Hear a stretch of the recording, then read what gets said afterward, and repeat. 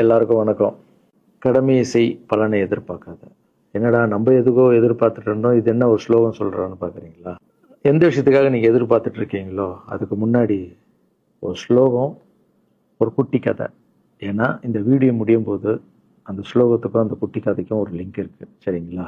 கடமை செய், பலனை எதிர்பார்க்காத, அதான் அந்த ஸ்லோகம். எனக்கு ரொம்ப பிடிச்சது. என்னடா இது கடமையை செய்ய சொல்றாங்க, பலனை எதிர்பார்க்க வேணான்றாங்கன்னு நிறைய பேருக்கு அந்த ஸ்லோகம் மேல ஒரு டவுட் ஒன்று இருக்கு. வேலை பண்ணுறோம், வேலைக்கேற்ற கூலி எதிர்பார்க்கக்கூடாதா? இவ்வளோ கஷ்டப்பட்டு உழைக்கிறோம், சம்பளத்தை எதிர்பார்க்கக்கூடாதா அப்படின்னு. அந்த ஸ்லோகத்துடைய முழு மீனிங் என்னன்னா ஒரு கதையாக சொல்லிடுறேன்.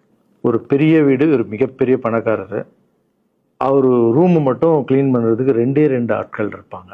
ரொம்ப பிடிச்சவங்களும் 2 பேர் அந்த ரூம் க்ளீன் பண்ணுறதுக்கு வச்சிருக்காரு. அவர் மிகப்பெரிய பணக்காரர். அவர் இப்போ 2 பேரும் வந்து ரூம் துடைக்கிறவங்க. ஓகே, அவர் காலையில் ரெடி ஆகி அந்த ரூம்லேருந்து வெளியே வரும்போது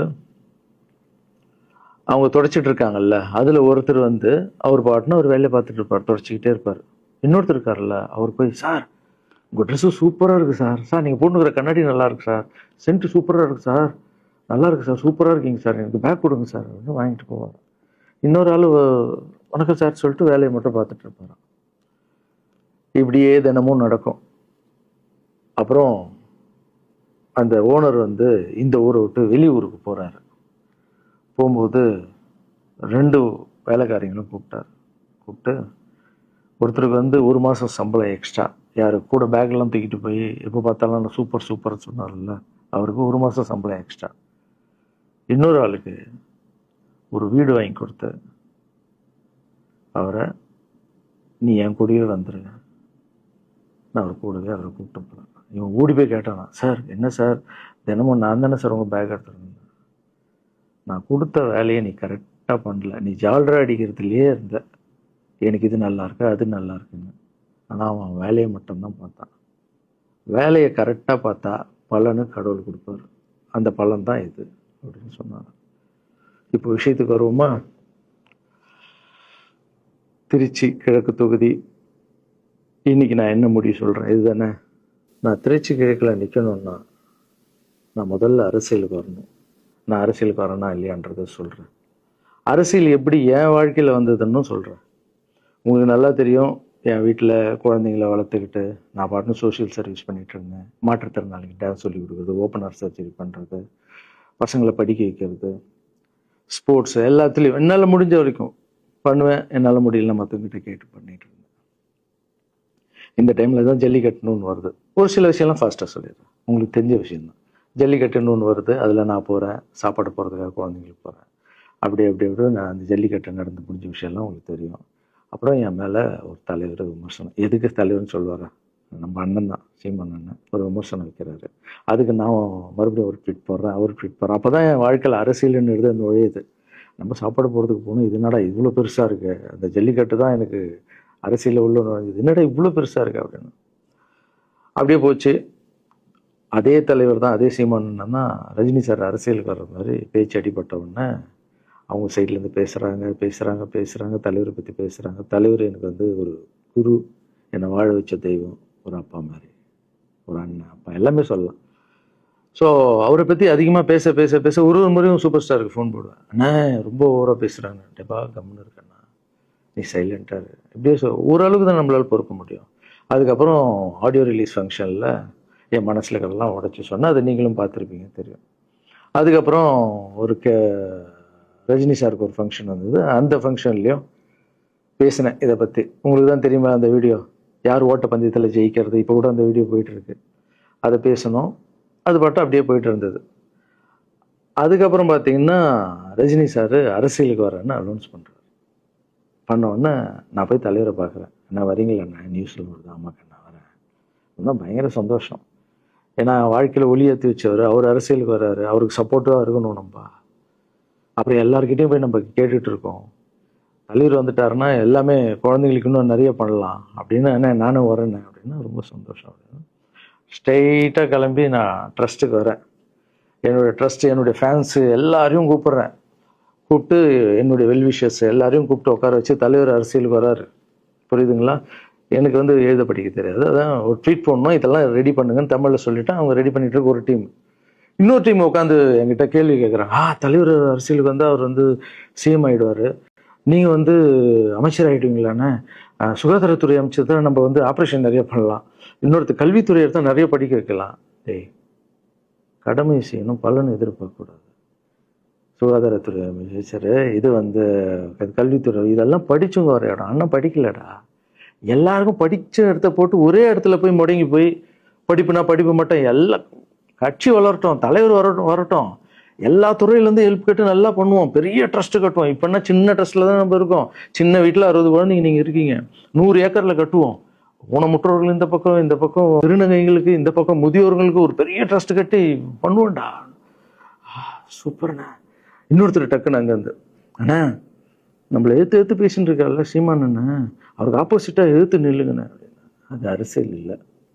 ஒருத்தர் மேலே கோவத்தால் நம்ம அரசியலுக்கு வந்தால் அது வந்து வெறுப்பு அரசியலாக மாறும். அரசியல்ன்றது மக்களுக்கு நல்லது பண்ணுறதுக்காக வரணும். இப்போ அவரை நான் அழிக்கணும், அவரை நான் ஏதோ ஒன்று செய்யணும்னு அந்த ஆசையில் வந்தேன்னு வச்சுங்களேன், ஆசை என்ன ஆகும், கோபமாக மாறும். கோவத்துலேருந்து என்ன வரும், வார்த்தைகள் தப்பாக வரும். வார்த்தைகள் மட்டும் வராது, தப்பான வார்த்தைகள் வரும். மக்களுக்கு நம்ம மேலே மரியாதை இல்லை, மக்களுக்கு நம்ம மேலே மரியாதை இருக்காது, போயிடும்.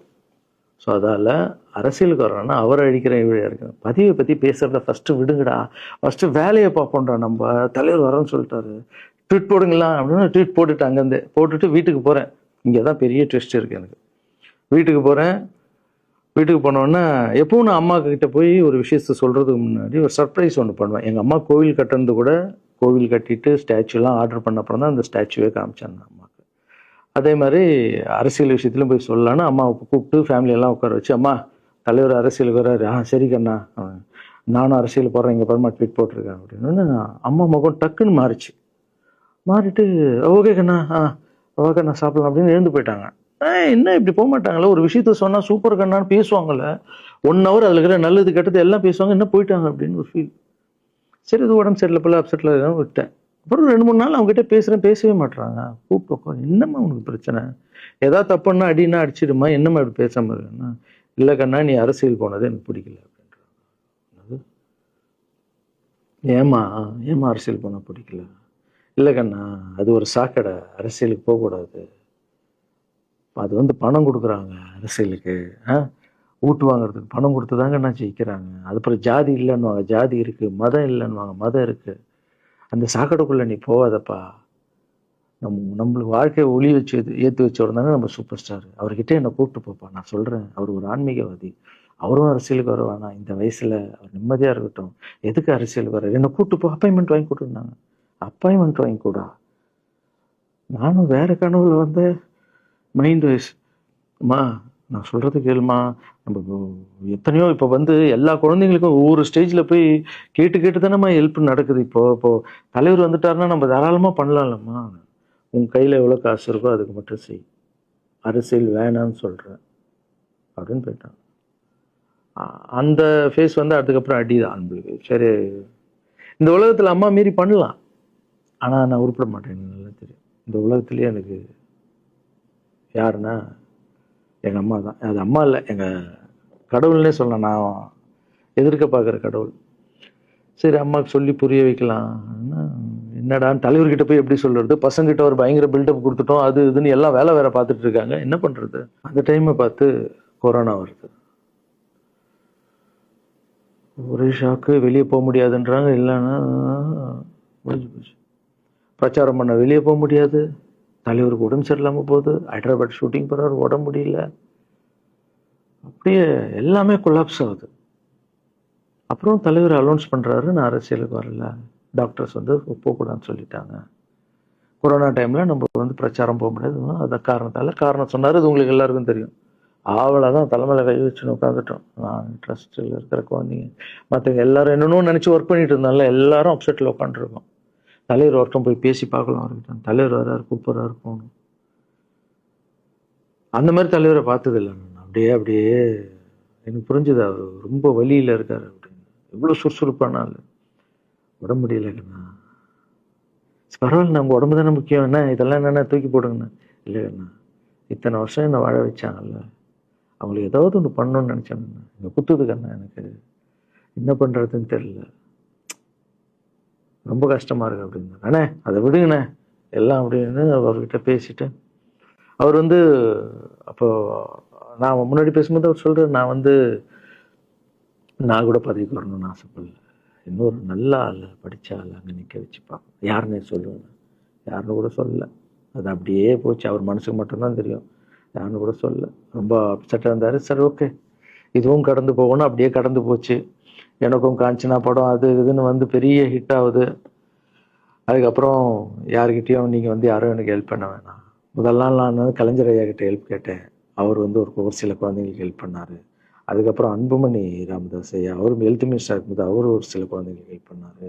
அப்புறம் நம்ம விஜய் சார் நண்பர், அவர் ஒரு குழந்தைக்கு ஆப்ரேஷன் பண்ணார். ஸோ இருக்கும்போது என்னால் முடிஞ்ச வரைக்கும் சொந்த பணத்தை போட்டு பண்ணிவிடுவாங்க. முடியாத போது தான் நான் அந்த ஹெல்ப்பை கேட்பேன். இப்போ தான் நல்லா வந்துட்டுமே, யாருக்கும் எனக்கு பணம் கொடுக்க வேணாம், இனிமேல் என் சொந்த பணத்திலே பண்ணுறேன்னு சொல்லிட்டு நான் பாட்டுன்னு ஒரு வீடியோ கூட நான் போட்டேன், இனிமேல் யாரும் பணம்லாம் கொடுக்க வேணாம். அப்படியே போயிட்டுருக்கு. காஞ்சனா எல்லாம் முடிஞ்சு ஜிகிர் தண்டா படம் ரிலீஸ் ஆகுது. ஜிகிர் தண்டா பார்ட்டி போயிட்டுருக்கு. டைரக்டர் நின்று பேசுகிறேன். நான் டைரக்டர் கிட்ட போகிறேன். டைரக்டர் யார்கிட்டயோ ஃபோனில் பேசிகிட்டு இருக்காரு. அப்படியே பேசிகிட்டு இருக்கிறவர் டக்குன்னு இந்த சீமான் பேசுவான்னு கொடுத்துட்டாரு என்கிட்ட. அவருக்கும் தெரியாது நான் பேச போகிறேன். அவர்கிட்ட லாரன்ஸ் பேசுவார், சீமான் ரெண்டு பேரும் சைலண்ட்டு. நானும் எதுவும் பேசலை, சீமானும் எதுவும் பேசலை. அப்படியே ஒரு நிமிஷம் அப்படியே நிற்கிறோம். பெரியவர் இல்லை என்னாலும் அண்ணன் அப்படின்னு, அவ்வளோதான் அண்ணன். பயங்கர பாசம். எந்த இடத்துல கோவம் இருக்கும் அந்த இடத்துல குணம் இருக்குன்னு சொல்லுவாங்கல்ல. அண்ணன் புகழ்ந்து தள்ளுறாரு ஜிகர் தண்டாவை. இப்படி பண்ண கண்ணா, அப்படி பண்ண இவ்வளோ சூப்பராக பண்ண, அந்த சீன் எனக்கு ரொம்ப பிடிச்சதுன்னு. அவருடைய அன்பு தான் தெரியும்ல, எல்லாமே அதிகமாக இருக்கும் அண்ணன்கிட்ட.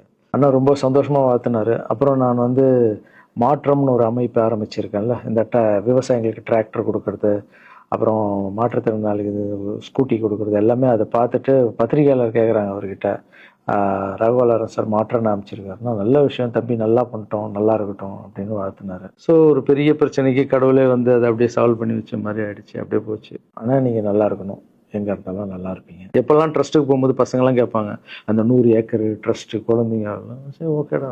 அப்படி பார்த்தீங்கன்னா நண்பர் விஜய் சார் கிட்ட பேசிட்டு இருக்கும்போது நான் வர அரசியலுக்குன்றாரு. நிஜமா நண்பா அப்படின்னு, எஸ் அப்படின்னு. மறுபடியும் போய் ட்ரஸ்ட்டில் உட்காந்து டேய் நண்பர் வராரு. ஏன்னா சூப்பர் ஸ்டார் எனக்கு எவ்வளோ க்ளோஸோ, நண்பர் கூட அவ்வளோ க்ளோஸ் தான் எனக்கு. ஏன்னா மேகமாய் போகிறேன்ற சாங்லேருந்து நான் அவருக்கு டான்ஸ் மாஸ்டராக பண்ண ஆரம்பித்தேன். அதுக்கப்புறம் நிறைய சாங் பண்ணேன், சரக்கு வச்சுருக்கேன். அப்போ உங்களுக்கு தெரியும், அந்த தாம் தக்க தீம் தக்க, அவருக்கு மட்டும் நான் ஸ்பெஷலாக பண்ணி கொடுத்துட்டு போவேன். தமிழ் வேறு யாருக்கும் பண்ண மாட்டேன். அவர் கூப்பிட்டா வருவேன், தலைவர் கூப்பிட்டா வருவேன், சாங் பண்ணிட்டு போவேன். அவர் வரணும் போது எஸ், ஏன்னா அவர் ஒரு முடிவு எடுக்க மாட்டார், எடுத்தாருன்னா அவர் நல்ல உழைப்பார், நல்ல உழைப்பாளி, பண்ணுவார் அப்படின்னு நினச்சி மறுபடியும் போய் ட்ரஸ்ட் ஆளுங்கெல்லாம் பேசுறதுக்கு முன்னாடி, ஐயோ அம்மா இருக்காங்களே பிடிக்காத, ஃபஸ்ட்டு அங்கே கரெக்ட் பண்ணணும்ல. அங்கே போனேன். அம்மா நண்பர் அரசியலுக்கு வராருமா, என்னம்மா அப்போ தான் ஓகே, இப்போ எல்லாம் மாறி இருக்கு, போகலாம்மா, நீ ஃபஸ்ட்டு அவர்கிட்ட ஒரு அப்பாயின்மெண்ட் வாங்க, நான் உன்னை கூப்பிட்டு போகிறேன் அப்படின்னா. கூப்பிட்டு போய் இந்தப்பா என் பிள்ளைய ஒப்படைக்கிறேன் பார்த்துக்கப்பான்னு சொல்லுன்னு பார்த்தா, என்னம்மா பேச போகிறான்னு கேட்டேன்.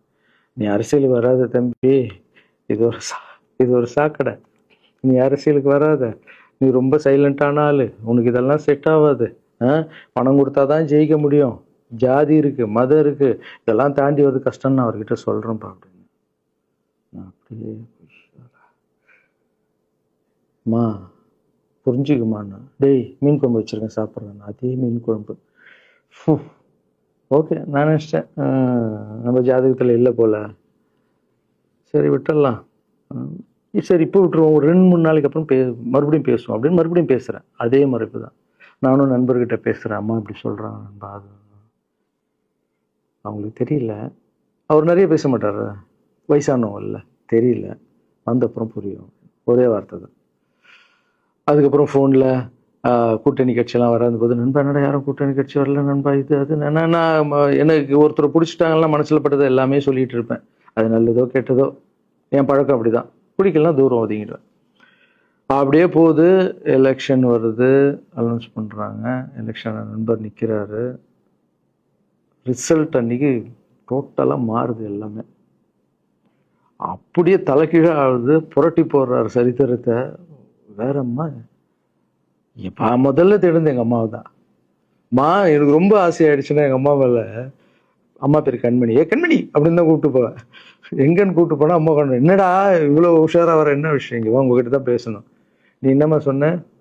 பணம் கொடுத்தாதான் ஓட்டு போடுவாங்க, ஜாதி இருக்கு, மதம் இருக்கு, புது ஆளுங்களை வரவிட மாட்டாங்க, ஜெயிக்க முடியாது, இதெல்லாம் சொன்னல. நண்பர் ஜெயிச்சிட்டார் பத்தியாம்மா. அந்த ஒரே ஒரு முகத்துக்காக ஓட்டு போட்டிருக்காங்க. நம்பிக்கையான ஆள் வந்தா போடுவாங்கம்மா, நல்லவங்கலாம் வரலாமா, புரிஞ்சுக்கம்மா, என்ன விடுமா. இப்போ என்னம்மா சொல்ற அப்படின்னு கேட்டேன். முதல் முறையாக எங்கள் அம்மா முகத்தில் ஒரு சிரிப்பை பார்த்தேன் நான்.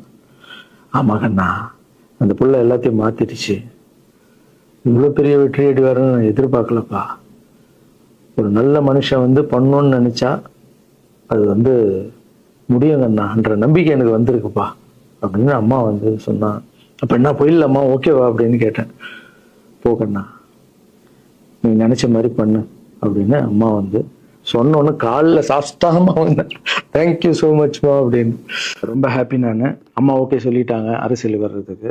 இப்போ நான் தாய்க்கு நிகரான்னு நினைக்கிறேன். என் ரசிகர்கள் கேட்குறேன், நான் அரசியலுக்கு வரலாமா? இதை பார்த்துட்டு இருக்கிறவங்களுக்கு, இந்த மக்களை கேட்குறேன், நான் அரசியலுக்கு வரலாமா? அந்த தகுதி எனக்கு இருக்கா? நீங்களும் சொல்லுங்க. இந்த வீடியோ பார்த்துட்டு இருக்கவங்க கமெண்ட்ஸ் போடுங்க. பசங்களா, இவங்க தான் என்னுடைய 22 வருஷத்தினுடைய உழைப்பு. அரசியலுக்கே வராமல் மக்களுக்கு நான் செஞ்ச சேவை உங்கள் கண்ணு முன்னாடி நிப்பாட்டியிருக்கேன். இப்போ உங்கள் வயசு என்ன? 22 வயசாகுது. ஒரு வயசில் என் கையில் வந்தார் இவர். அந்த ஃபோட்டோவை நீங்களே பாருங்கள். இப்போ 22 வயசு. ஒரு குழந்தைய வளர்க்குறதுக்கு நீங்கள் எவ்வளோ கஷ்டப்படுவீங்க உங்களுக்கு தெரியும்ல. அந்த கஷ்டம் என்னென்னா, ஸ்கூலுக்கு அனுப்புறது வந்து ஃபீஸ் கட்டுறதுலேருந்து, உடம்பு சரியில்லாமல் போனான்னு அவன் ஆசையில் நிறைவேற்றுறதுலேருந்து, ஒரு குழந்தைக்கு அப்படி இருந்தால் 60 குழந்தைங்களை வளர்த்துருக்கேன். எவ்வளோ பிரச்சனை வந்திருக்கேன், எவ்வளோ நோய்கள் வந்திருக்கும், எவ்வளோ நைட் தூங்காமல் வந்திருக்கேன், அதில் எவ்வளோ டிஸ்டர்ப், அதுவும் என் வீட்டில் வளர்த்துருக்கேன். இதெல்லாம் எதுக்கு பண்ணேன்னா, எந்த ஒரு எதிர்பார்ப்பும் இல்லாமல் கடமை செய் பலனை எதிர்பார்க்காதன்ற இந்த வார்த்தை எனக்கு ரொம்ப பிடிக்கும்.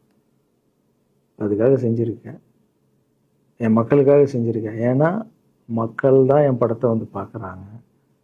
மக்களால் தான் நான் கார் வாங்குறேன், வீடு வாங்குறேன், சந்தோஷமாக இருக்கேன். அவங்களுக்கு இந்த சொசைட்டிக்கு நான் ஏதாவது பண்ணணும். அரசியலுக்கு வர்றதுக்கு முன்னாடியே பண்ண விஷயங்கள் பார்த்தீங்கல்ல. 22 வருஷம் உழைச்சிருக்கேன். ஒரு கதை ஒன்று சொன்னேன்ல, 2 வேலைக்காரங்க இருந்தாங்கன்னு. சின்சியராக யாருக்கும் ஜாலர் அடிக்காமல் எதுவும் பண்ணாமல் என் தொழிலுக்கு தர்மமாக, என் மக்களுக்கு தர்மமாக என்ன பண்ணணுமோ 22 வருஷம் உழைச்சி உங்கள் கண்ணு முன்னாடி நிப்பாட்டிட்டேன். அந்த ஓனர் ஒரு பலன் கொடுத்தார்ல, அந்த ஓனர் யார் தெரியுமா? கடவுள். அந்த கடவுளுக்கு தெரியும் எனக்கு என்ன பலன் கொடுக்கணும். இதுக்கு தான் அந்த கதை லிங்க் ஆகும்னு சொன்னேன். ஸோ நீங்கள் சொல்லுங்கள், நான் அரசியலுக்கு வரணுமா வேண்டாமா? வேண்டாம்னா வேணான்னு சொல்லுங்கள். வாப்பா, வாடாகண்ணா, வா நண்பா, வாங்கண்ணா அப்படின்னு சொல்லுங்கள். என் முடிவை நான் உங்களுக்கு சொல்கிறேன். உங்கள் முடிவுக்காக காத்திருக்கேன்.